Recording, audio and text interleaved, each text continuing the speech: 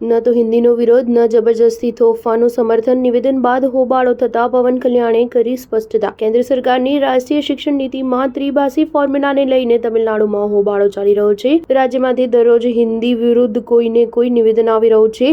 CM Stalin પોતે હિન્દી વિરોધી આંદોલનનું નેતૃત્વ કરી રહ્યા છે. તમિલનાડુમાં હિન્દી વિરોધી આંદોલન એટલી હદે પહોંચી ગયું છે કે તાજેતરમાં બજેટના લોગોમાંથી રૂપિયાના દેવનાગરી પ્રતીકને હટાવીને તેની જગ્યાએ તમિલ મૂળાક્ષરો લગાવવામાં આવ્યો છે. એવામાં આ મામલે અભિનેતા અને આંધ્રપ્રદેશના ડેપ્યુટી સીએમ પવન કલ્યાણે નિવેદન આપ્યું હતું.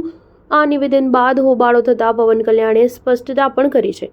આંધ્રપ્રદેશના નાયબ મુખ્યમંત્રી અને જનસેના પાર્ટીના પ્રમુખ પવન કલ્યાણે પોતાની હાલની ટિપ્પણી પર સ્પષ્ટતા કરી છે, જેમાં તેમણે તમિલ ફિલ્મોના હિન્દીમાં ડબ થવાને લઈને સવાલ ઉઠાવ્યા હતા. વધતા વિવાદ વચ્ચે તેમણે શનિવારે કહ્યું કે ક્યારેય હિન્દી ભાષા વિરુદ્ધ નથી રહ્યા અને તેમની વાતને ખોટી રીતે રજૂ કરવામાં આવી રહી છે. સોશિયલ મીડિયા પ્લેટફોર્મ એક્સ પર પોતાની પ્રતિક્રિયા આપતા પવન કલ્યાણે રાષ્ટ્રીય શિક્ષણ નીતિ 2020ને લઈને પણ પોતાનું વલણ સ્પષ્ટ કર્યું. તેમણે કહ્યું કે કેટલાક લોકો અને રાજનીતિક ફાયદા માટે તોડી મરોડીને રજૂ કરી રહ્યા છે. તેમણે લખ્યું કે અમારી પાર્ટી ભાષાઓ અને સ્વતંત્રતા અને લોકશાહીના મૂલ્યોના સંપૂર્ણ પક્ષમાં છે. દરેક ભારતીયને પોતાની પસંદની ભાષામાં શિક્ષણ મેળવવાનો અધિકાર છે. જબરજસ્તી કોઈ ભાષા થોપવી અથવા કોઈ ભાષાનો અંધ વિરોધ કરવો બંને આપણી રાષ્ટ્રીય અને સાંસ્કૃતિક એકતા માટે યોગ્ય નથી.